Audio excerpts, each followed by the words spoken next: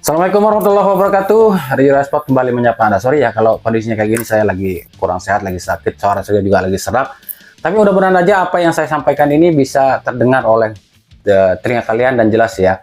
Nah, kita akan coba bahas pertandingan yang sebenarnya sangat ditunggu-tunggu oleh supporter timnas Indonesia. Karena kita sama-sama ingat lah ya, negara ini tuh pernah curang ketika pertemuan pertama di negara mereka, di negara Bahrain, dengan wasitnya Ahmed Alkaf. Nah, laga ini sebenarnya sangat ditunggu-tunggu bagi masyarakat Indonesia, khususnya supporter timnas Indonesia, untuk Indonesia dalam tanda kutip ya balas dendam kepada kecurangan yang dilakukan oleh Bahrain di pertemuan pertama. Tapi semangat yang membarat dari supporter timnas Indonesia itu seolah-olah dipadamkan oleh federasi kita sendiri dengan menunjuk seorang pelatih yang dalam tanda kutip seorang penjudi ya. Jadi kami pun nggak tahu nih di laga ini timnas Indonesia ini disetting apa sama dia. Settingnya menang, imbang atau kalah. Karena ya kita sama-sama, bukan kami menyepelekan seorang Patrick Kluivert loh ya, tapi kita pun sama-sama tahu yang namanya jiwa seorang penjudi akan sangat sulit berdiri keluar dari lingkaran hitam itu ya. Dari kita pun ya, hal yang wajar bagi masyarakat Indonesia jika berpikir bahwa setiap laga Indonesia itu akan disetting oleh dia dengan taruhan-taruhan seperti itu. Makanya kita akan coba bertanya, apakah di laga ini juga pertandingan timnas Indonesia ini juga disetting atau enggak ya? Kami pun nggak yakin ya. Tapi ya udahlah ya, kita coba akan teliti sama-sama seperti apa jalannya laga kali ini. Tapi seperti biasa juga ya, mohon doanya juga buat kami agar cepat sembuh dan bisa memberikan berita-berita informatif buat kalian juga, yang juga bisa terus menampilkan apa yang terjadi di sepak bola Indonesia. Seperti biasa ya, jangan lupa klik subscribe bagi yang belum subscribe, aktifkan juga notifikasi loncengnya, like, share, dan juga komen. Nah, inilah beberapa hal yang akan bisa kami bedah jelang laga Indonesia lawan Bahrain di kualifikasi Piala Dunia round 3 zona Asia.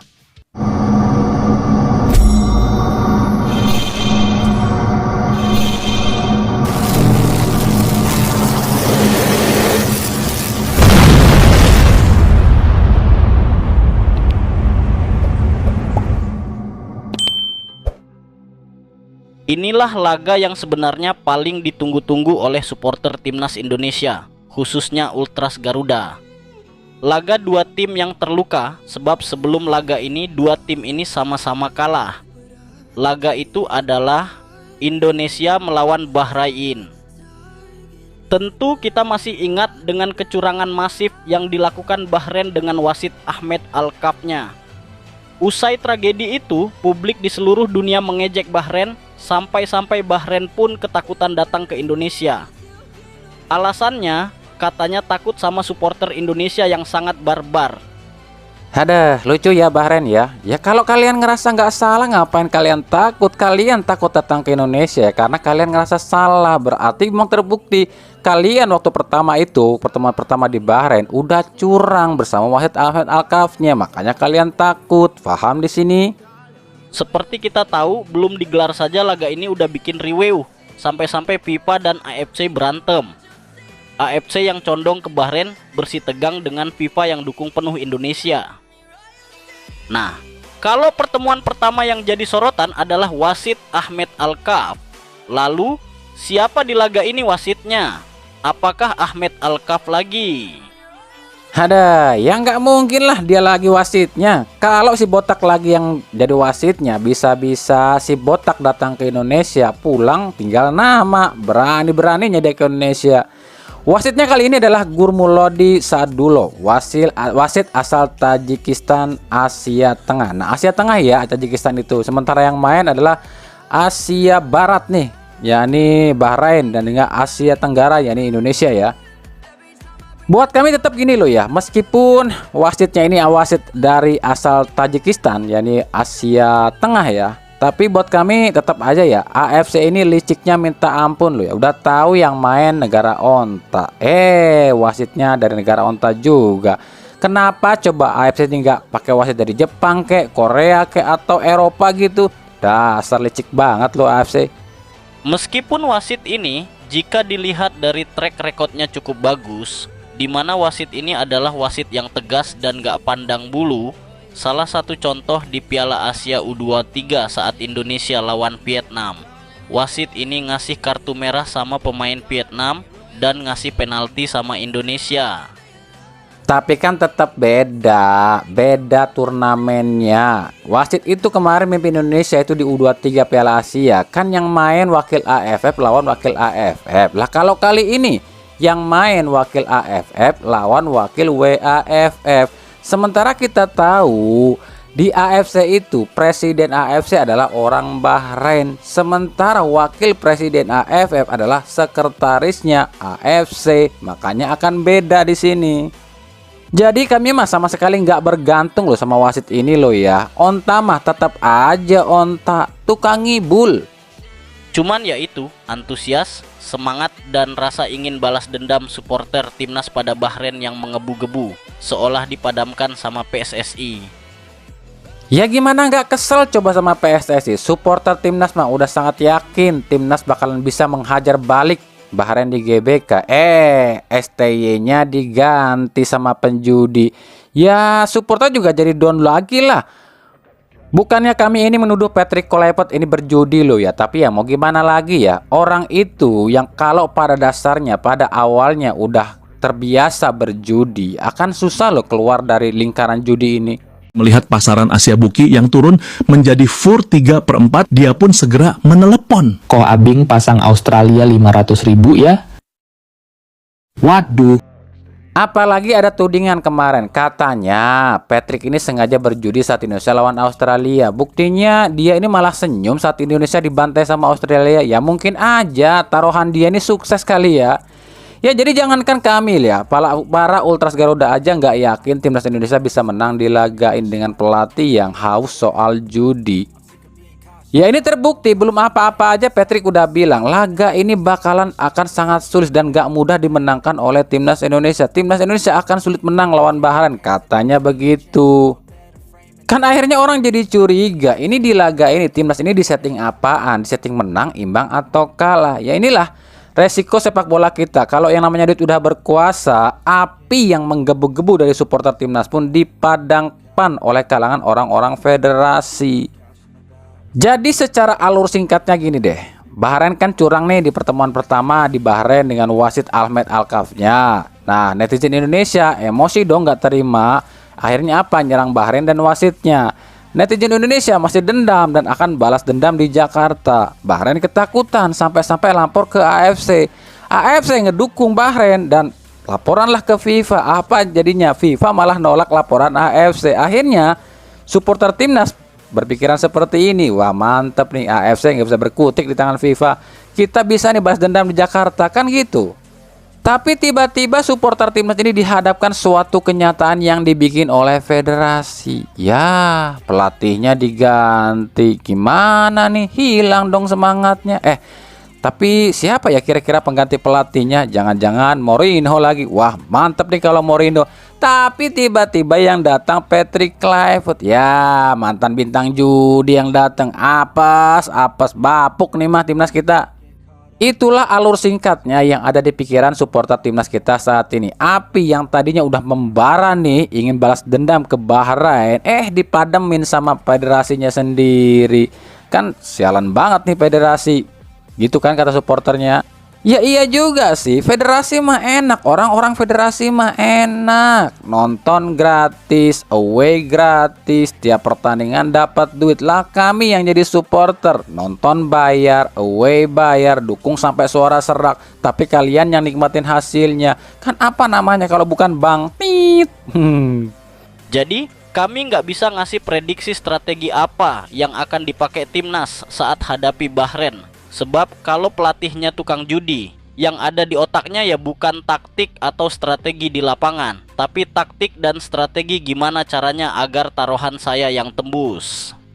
Nah berikut akan kami coba tampilkan starting line up ya, yang seharusnya dipakai sih ya. Bukan berarti kami ini lebih pintar daripada Patrick Kluivert ya, tapi melihat komposisi skuad timnas saat ini, seharusnya ya komposisi seperti ini tuh dengan formasi yang seperti ini. Jadi kalau nanti misalnya susunan formasi yang kami bikin ini nggak sama dengan yang dipakai oleh Patrick Kluivert, ya itu kalian bisa nilai sendiri yang komposisi terbaik yang mana yang benar, apakah pilihan Kluivert atau mungkin prediksi kami ya.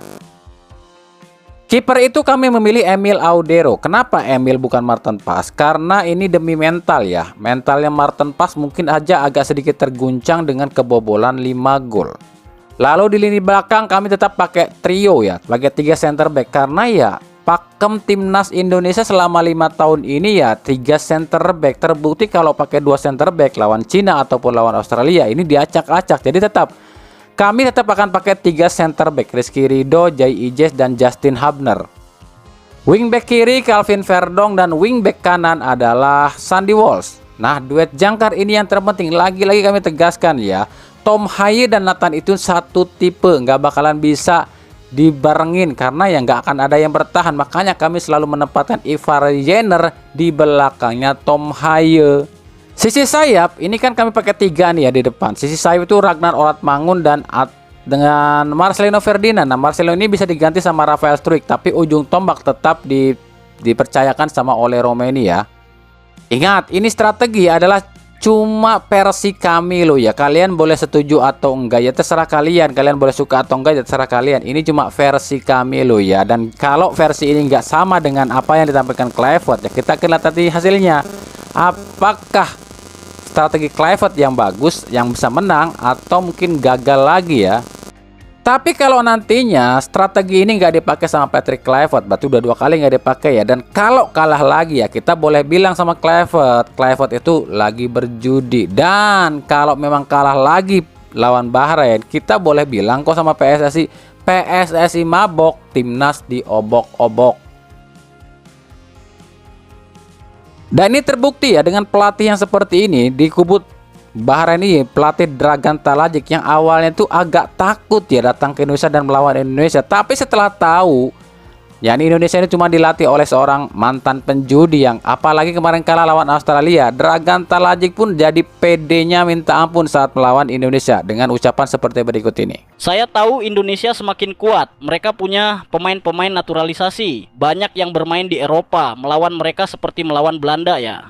Tapi kami tidak takut. Kami punya kualitas sendiri, semangat juang yang lebih tinggi, dan kebersamaan tim yang sudah solid selama setahun ini.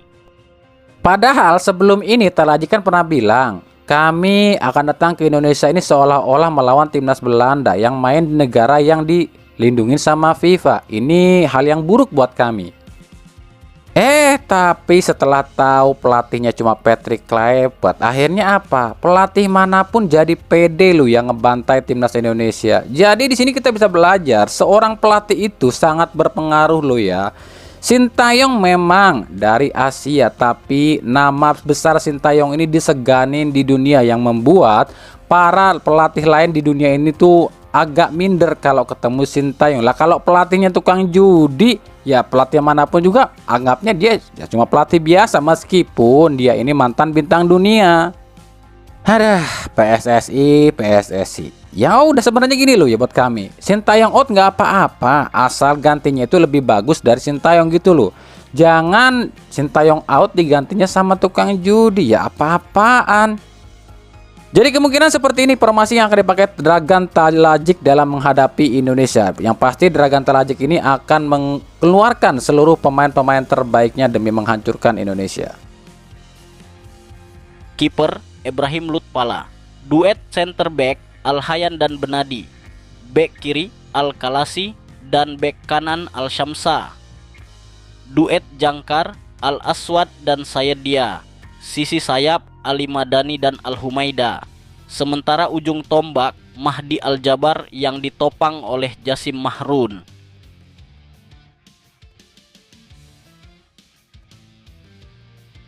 Laga Indonesia kontra Bahrain ini rencananya akan disiarkan secara langsung di RCTI Selasa 25 Maret 2025 mulai pukul 20.45 waktu Indonesia Barat dari Stadion GBK. Itu sedikit yang bisa saya coba bahas, saya bedah kisi-kisi sebelum laga antara Indonesia lawan Bahrain. Sorry banget ya kalau posisinya kayak gini, saya lagi sakit, dan mohon doanya juga agar saya tetap bisa kembali sehat seperti semula, dan juga kita doakan aja lah agar timnas Indonesia kita ini keluar dari lingkaran hitam yang mereka setting. Karena ya pada sejatinya kita sebagai rakyat Indonesia, kita sebagai supporter Indonesia hanya ingin melihat timnas kita ini terbang tinggi, lebih jauh melangkah di dunia dan berbicara di kancah internasional, bukan malah disetting oleh orang-orang yang memiliki kepentingan demi duit semata, demi kantong mereka semata.